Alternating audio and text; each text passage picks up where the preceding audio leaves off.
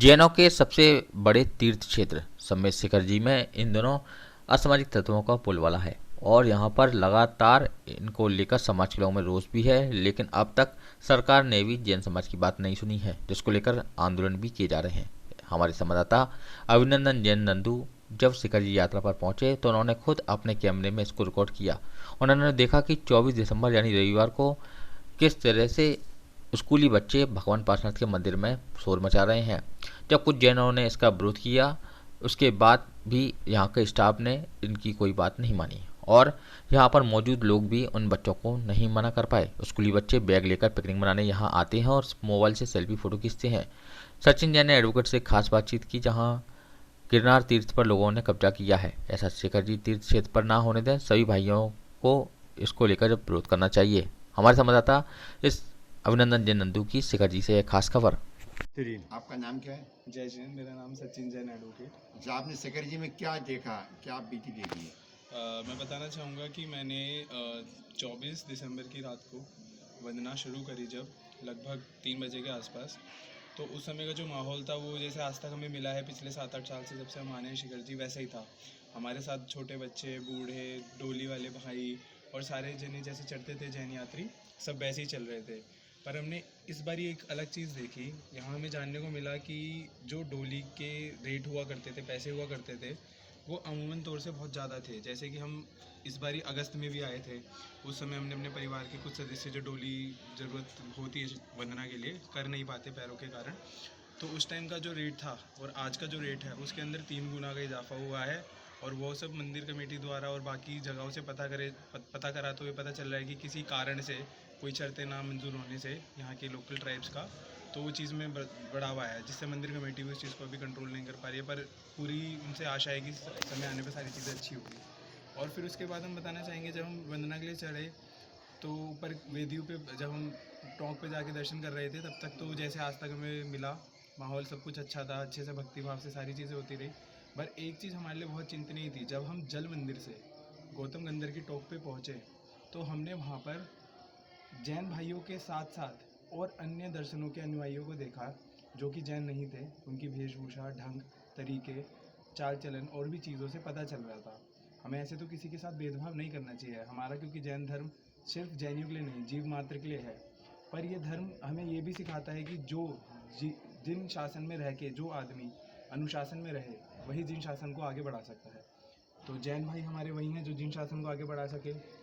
तो कुछ जैन भाई ऐसे हैं जो इन चीज़ों को ध्यान नहीं देते हैं, जिसके कारण से हम मानते हैं कि मूलतः जो अन्य अनुयायी चढ़ते हैं, अजैन भाई चढ़ते हैं, उनकी देखा देखी में उन पर भी प्रभाव पड़ता है।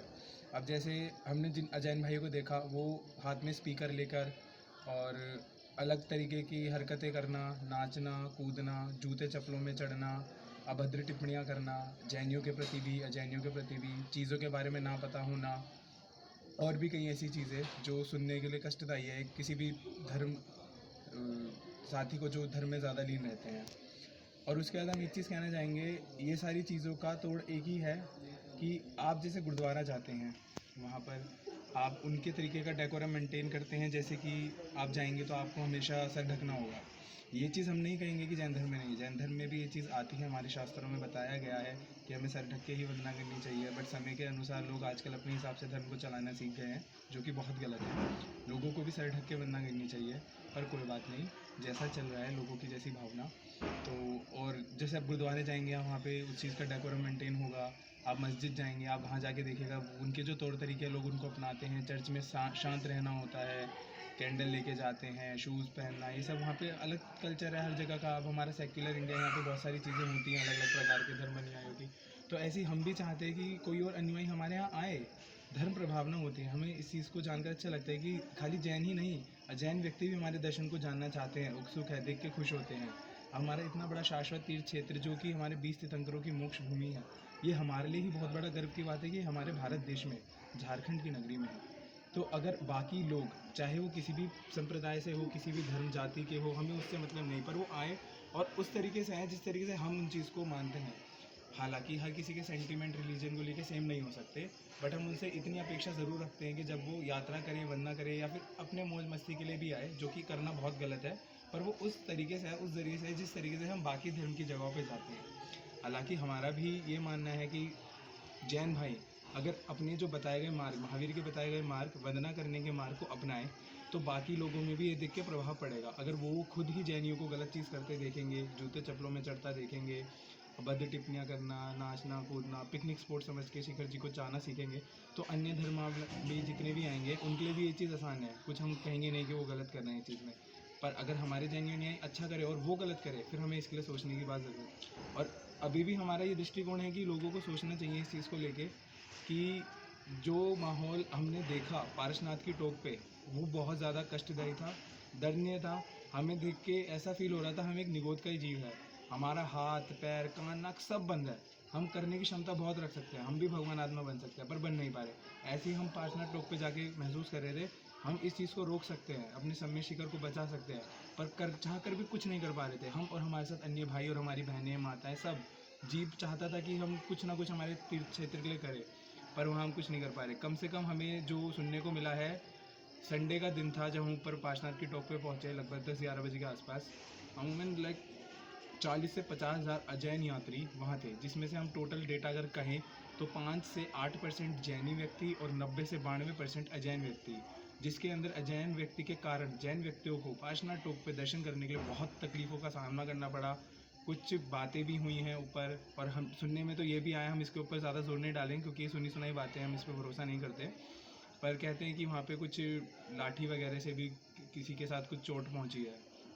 तो हमारा कहना तो इस चीज़ के लिए यही है, इस बारी जो हमने देखा और जो हम घर बैठकर सुनते थे वो उससे भी कई ज़्यादा है। तो हमारे लिए तो ये बहुत दर्दनीय रहा है ये वाला, और हमें आज भी लगता है कि हमने जो पार्श्वनाथ के दर्शन करे हैं वो पूरी मानसिकता और पूरे भाव से नहीं कर पाए। सचिन जी, हमें ज्ञात हुआ है कुछ स्कूली बच्चे भी वहाँ पहुँचते हैं, ऐसा भी कुछ है क्या? मैंने जैसे देखा कि संडे था, संडे को अमूमन हर जगह स्कूल बंद होते हैं, एग्जाम होते हैं तो कभी एक्स्ट्रा क्लास लगती है, पर बच्चे पता नहीं घर में क्या बोल कर आए हैं। यहाँ के जो लोकल ट्राइब्स थे और आसपास की नगरियों से जो भी लोग आए थे, वो स्कूल ड्रेस में शॉर्ट स्कर्ट पहन रखी है, बच्चों ने निक्कर पहन रखी है, जूते जुराबे, उन्हें नहीं पता फिर भी वो लेकर चल रहे हैं। अरे आप अपने मंदिरों में जाते हैं, वहाँ आप पूरे अनुशासन में रहते हैं, जूते जुराबे बाहर उतारते हैं, हाथ धोते हैं, गाने नहीं बजाते हैं, तो सम्य शिखर ही क्यों, आपको ये ही क्यों पिकनिक स्पॉट लगता है? आपको दूसरों की धार्मिक आस्था को भंग करने में ही क्यों अच्छा लगता है? अब सचिन जी बताइए, आपने कार्यालय में कोई सूचना नहीं करी क्या? हमारी कितना कार्यालय बोलेगा? में पहुंचने की बात हुई थी, हम जैसे काफ़ी बड़े संघ के साथ लोगों के साथ यहाँ पर आए, हमने सोचा कि कार्यालय में बात करी जाए, पर हमारे साथ जो लोग आए उनसे हमें सूचना मिली कि बात करते हैं, वो लोग भी इस चीज़ को लेकर चिंतित है और वो भी हमें यही सलाह देते हैं कि इस चीज़ के ऊपर